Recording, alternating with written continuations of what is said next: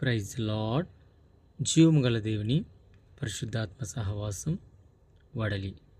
రోజు వాగ్దానం మన కొరకు పరిశుద్ధ గ్రంథం నుండి ఇర్మియా గ్రంథం 30వ అధ్యాయము 17వ చరణం. అయితే నేను నీకు ఆరోగ్యమును కలగజేసేదను, నీ గాయములను మానిపెదను.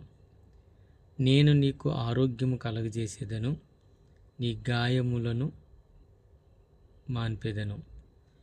ప్రియమైన దేవుని సంగమా, ప్రభువు ఈ వచనం ద్వారా తన ప్రజలైన వారందరికీ ఒక గొప్ప వాగ్దానాన్ని ఇస్తున్నాడు.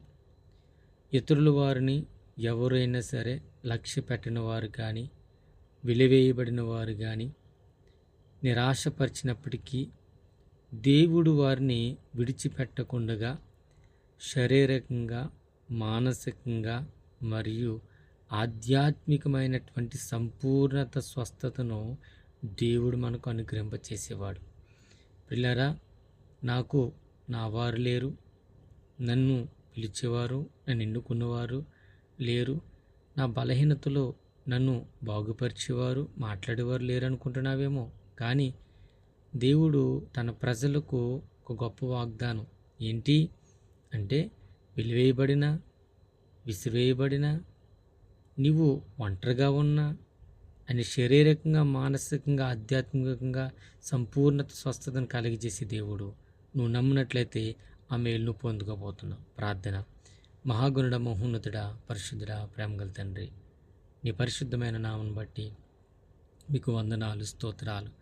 ఉదయకాల సమయంలో నీ పాదల చెంతకొచ్చిన మమ్మల్ని అందరినీ జ్ఞాపకం చేసుకుని, ఎవరైతే ఆరోగ్యమైన స్వస్థత, మానసికమైన స్వస్థత, ఆత్మీయత లేని స్వస్థత కొరకు ఎవరు ఎదురు చూస్తున్నారో వారందరికీ నీవు నీ అద్భుతమైనటువంటి దయా సంకల్పంలో స్వస్థత కార్యములు ఈరోజే వారి జీవితంలో జరుగునుగాక. ఈ క్షణమే వారి యొక్క కుటుంబములు ప్రారంభమవును గాక. కుటుంబాల మధ్యన, అన్నదమ్ముల మధ్యన, మానసికమైన, అనారోగ్యమైన, అయా స్వస్థతలు లేక ఇబ్బందులు పడుతున్న వారందరి పట్ల గొప్ప కార్యాలు జరిగించమని యేసుక్రీస్తు నామములో ప్రార్థించుకుంటున్నాము తండ్రి. ఆమేన్. God bless you. Praise lord.